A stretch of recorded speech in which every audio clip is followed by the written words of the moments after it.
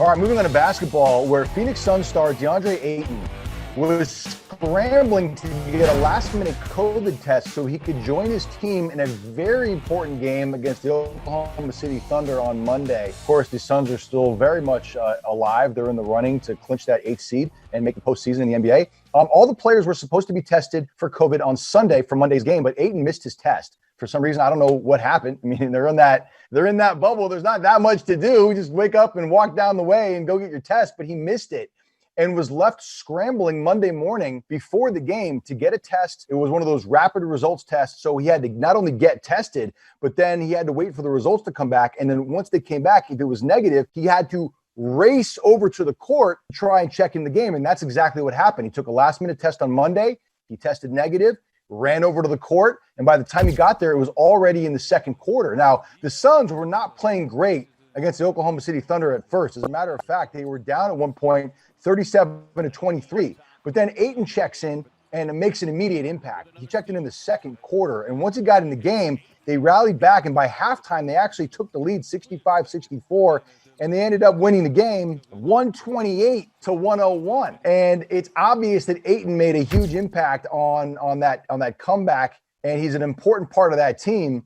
But the question that I have is, what happened with the COVID test? How is there that kind of a mix-up? Well, it can't be anything that's like too bad because the team was working with him to try to get him his test and try to get him on the court. So if it was a disciplinary thing in a sense of if he missed it for some other reason, I would think that they might be like, yeah, just sit this one out, bud, like you're tripping. But it looked like something, maybe he did sleep over and they don't really care, but that's like your dream as an athlete where you're like, you check in, you take off your stuff, you check in, your team needs you, and you're like, all right, guys, let's win. And then they actually win. So good for him. I know that probably had to be a great feeling. He was the #1 pick overall in 2018. And like Evan said, they are fighting with 3 or 4 other teams to get into that 8th spot. So they need to win these games. So maybe even if he did do something that they weren't thrilled with, like oversleeping, I think they would give him a pass because he is just such a stud on the basketball court, and they need him.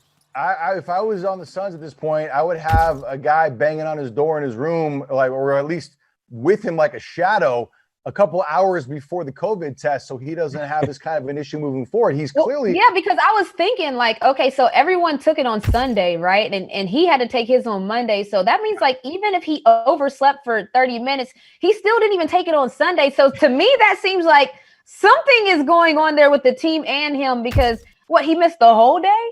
Yeah, but look, the Suns are on fire right now. They're undefeated in the bubble right now, aren't they? Shouts to Devin Booker. That boy is going crazy in the bubble. Woo! Yeah. I mean, Devin Booker, I think, is emerging. I mean, is he the biggest winner out of this bubble situation? If you think about all the players who are having a good bubble experience so far, I mean, he's the one. Kyle Kuzma also obviously had a good Michael Porter Jr. is killing it. Yeah. Okay. But I think the big star right now that everyone's talking about is Devin Booker. I mean, this guy is just playing out of his mind. And another story in connection to Devin Booker is how Draymond Green just got fined $50,000 for telling Devin Booker to get out of Phoenix if he wants to be a winner. So that ended up being a big deal because Draymond Green was a guest analyst on NBA on TNT, and he was just giving his analyst opinion, and they fined him for it. So I thought that was a little bit interesting. But I get the tampering thing. But what can you say as an athlete if you can't say your opinion? Do you think he has a point? Do you think he needs to get out of Phoenix and get to a bigger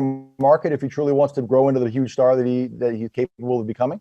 Evan, I just told you Draymond got fined $50,000. I don't even want to answer questions like that if that's what the tag is going to be. So unless y'all are paying my fine, I ain't answering. Evan got you. Don't worry, Renee. The answer is Draymond Green is wrong because Draymond Green doesn't know the power of the Kardashians. And I'm just being real with you guys. The fact of the matter is Devin Booker is young.